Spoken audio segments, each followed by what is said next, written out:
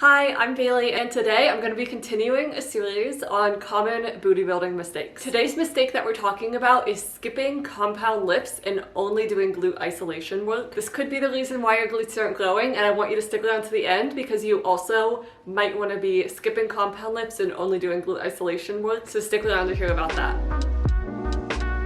When your goal is glute growth, it's easy to get caught up doing endless glute isolation work, things like kickbacks, glute bridges, abductions. And while these exercises are great, they definitely have a place in your workout routine. Relying on them exclusively can hinder your progress.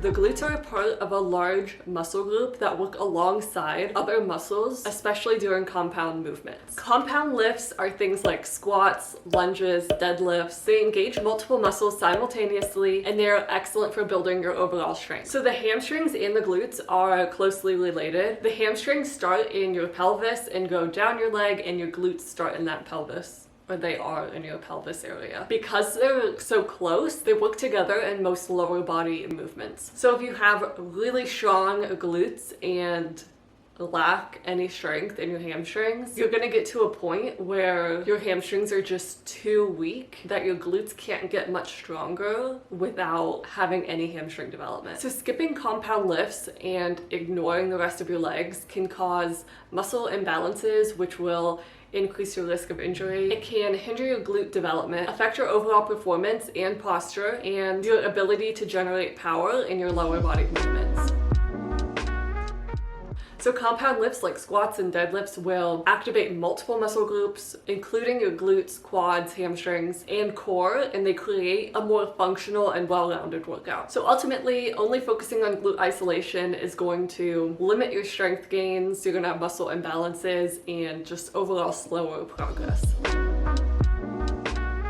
So how can you make sure that you're getting the most out of your glute workouts? This is a formula that I'll probably talk about more, but I'm going to explain it here to help you build a really great glute workout for yourself that incorporates compound lifts. So a well-rounded glute workout will have a hinge movement, something like a hip thrust, a glute bridge, a deadlift and RDL, something where you're hinging. A squat variation, so any squat variation, barbell squat, goblet squat, also lunges, Bulgarian split squats. That's what I mean when I say squat variations. And an abduction exercise, so you could do seated abductions, clamshells, cable lateral kickbacks, something like that. And having those three different things will help. So it's not really beneficial to do squats and then a leg press and then lunges, because you're not hitting your glutes from all of the angles if you're only doing a squat variation, or you only do RDLs and hip thrusts and glute bridges, then you're not hitting like all of those things. So when you're making your glute routine, make sure you include the hinge, the squat, and the abduction.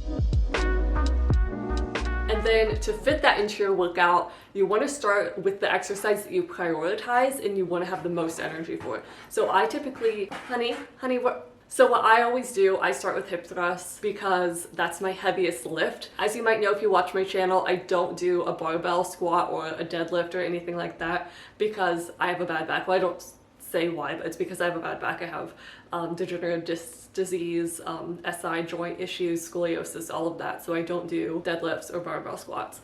So that's why I always start with a hip thrust, but you could start with deadlifts or squats. A lot of booty builders that I see on like Instagram and YouTube, they'll start with squats or deadlifts, if not hip thrusts. Start with your highest priority. I wouldn't start with a lightweight exercise. And then you want to follow up with a compound lift if you didn't start with a compound lift. So personally, I do right now after I hip thrust, then I'll go into the leg press machine.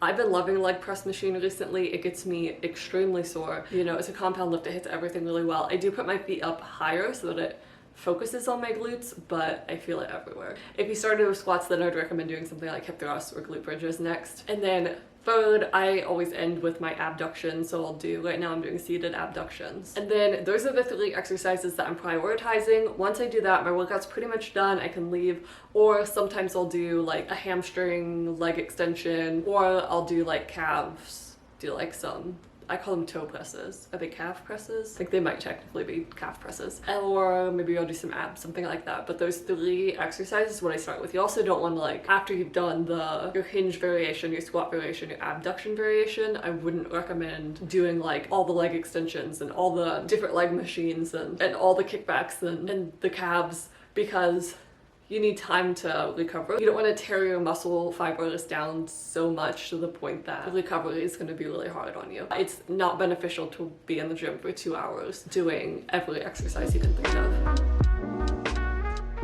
So like I said, there is a time when it is even beneficial to only train glutes and do glute isolation only. So if you're someone who is not glute dominant, usually if you're like just starting in booty building, or if you've been trying to train your glutes for a while but they're not growing, if when you do squats you don't feel it in your glutes, when you do hip thrust even sometimes you don't feel that in your glutes, it might be because you're just overly quad or hamstring dominant and your glutes aren't kicking in. And that's when I would say only train glutes and don't do anything that could possibly train your legs for a short period of time, and then slowly incorporate compound lifts.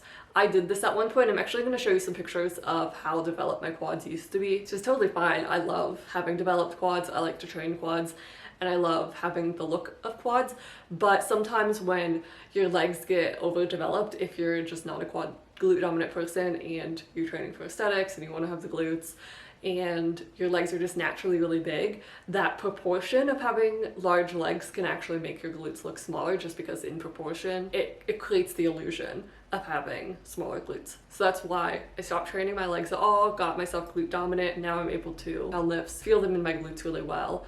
My glutes get fired up very easily when doing something like a leg press or a squat or a lunge. I don't feel like my legs are to the point where like it doesn't matter how big my glutes get because my quads are just so big. So it's not happening anymore. But I do still love the look of nice developed quads. So this should only be a temporary phase in your training. Once you've achieved that nice glute activation, then slowly starting to incorporate compound lifts. So remember, when you're building the glutes of your dreams, it's not just about isolating that muscle, but you need to train in the context of your entire body. And compound lifts are our best friend when it comes to building strength and mass. Thank you for watching. If you found this video helpful, please like and subscribe. I'm going to be coming out with more videos like this soon. I love you. Bye.